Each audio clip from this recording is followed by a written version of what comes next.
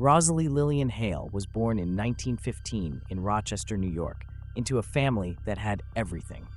Her father worked at a bank, and despite the crisis that plagued the country, the Hales never knew scarcity.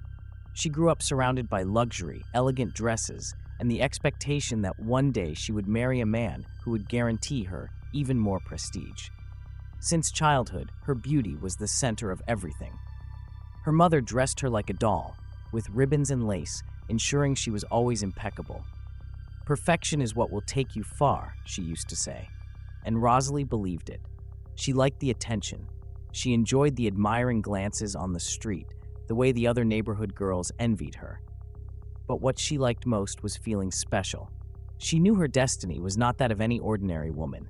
She was not made for an ordinary life. And then she met Royce King the Sioux. He was handsome, charming, the son of the richest man in town. From the first moment his eyes landed on her, Rosalie knew he desired her. It wasn't mere attraction, it was possession. She saw it in the way he smiled at her, in the way he took her hand with a barely perceptible pressure, as if she belonged to him. Everyone told her he was the perfect match. Her mother cried with happiness when Royce asked for her hand. Her father shook his with pride, as if he had sealed a successful deal. And Rosalie believed she had everything. The wedding was set for May. In the meantime, Rosalie and Royce appeared together at every social event, strolled through parks with dreamy smiles, and talked about the beautiful home they would one day share. But there was something about Royce that unsettled her. At first, it was just small things, how his tone of voice changed when no one was watching. The way he spoke about her, as if she were just another possession in his perfect life. The laughter with his friends when they mentioned how lucky he was. And then one night, everything changed. Rosalie had visited her friend Vera, who had married young and now had a small child. As she watched the baby sleep in his crib, something stirred in her chest. Would she be that happy when she was married? She walked home alone. She shouldn't have done it. The night air was cold, and the sound of the empty streets made her walk faster. And then she saw them. Royce and his friends were there, stumbling from drink, laughing with cruel carelessness. "Look what we have here," one of them said with a twisted smile. Rosalie felt the danger before they even touched her. She tried to walk away, but Royce grabbed her arm. "Always so beautiful." His voice was slurred, his eyes dark with something she had never seen in him before. "My precious fiancé." His laughter was the last thing she heard before everything turned into screams. They dragged her to the ground. Her dress was torn to shreds, her pleas were ignored. They left her there, in an alley, broken and bleeding, covered in her own shame. Royce didn't even look at her before he walked away. They thought she was dead. When she woke up, the pain was still there, but her body was no longer the same. She opened her eyes, and the world was clearer. Her skin was cold, her heart no longer beat, and Carlisle Cullen watched her with patience. "I found you," he said gently. "I couldn't let you die." But Rosalie was already dead. Everything she had been, everything she had believed, had been left in that alley.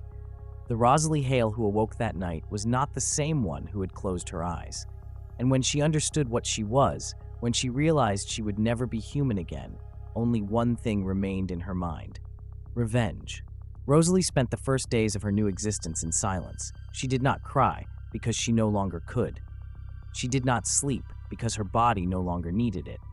But every second of her newfound immortality was consumed by a single thought: Royce. Her mind, now sharper than ever before, reconstructed every detail of that night: the laughter, the glances, the pain.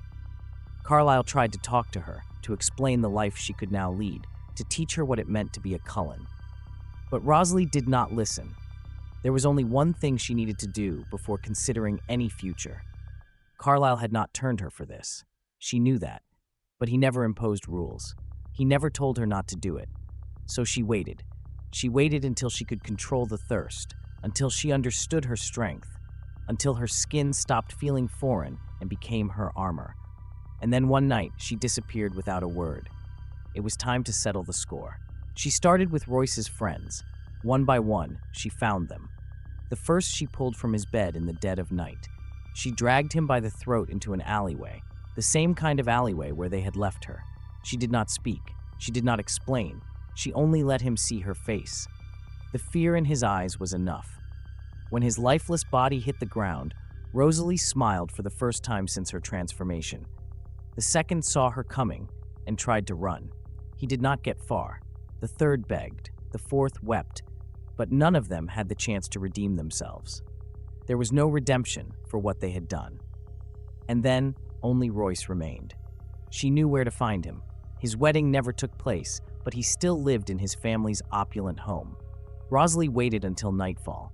She moved through the shadows effortlessly, invisible to the human world. The window to his room was slightly open. She slipped inside without a sound. And there he was, sleeping as if nothing had happened, as if he had not left her to die, as if his crime had never taken place. Rosalie approached the bed and woke him with a touch. Royce's eyes fluttered open, his face shifting from sleep to confusion. "Rosalie," his voice was hoarse. For a moment, his expression softened. "I thought."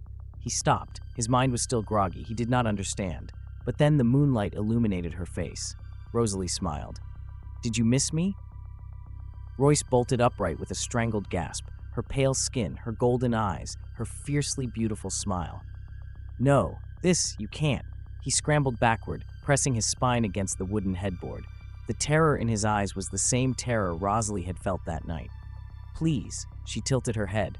"Oh, Royce," she murmured, "is this where I'm supposed to beg?" Her voice was sweet, almost mocking. She took her time. She wanted him to feel it. She did not kill him quickly. She did not let him escape. She showed him no mercy. When she was done, she left his broken body on the floor, the doors wide open for them to find him. She did not touch any other member of his family. She did not want them. They had not hurt her, but they had done nothing to save her. When she returned to the Cullens, Carlisle did not ask. He did not need to. But his expression was solemn, his sadness deeper than before. "Did you do it?" was all he said. Rosalie met his gaze, and for the first time since her transformation, she felt at peace. "Yes," Carlisle sighed and nodded. "Do you feel better?" Rosalie lifted her chin. "No, but now I know who I am." And she did. She was not a monster. She was not a victim. She was Rosalie Hale, and she would never, ever be weak again.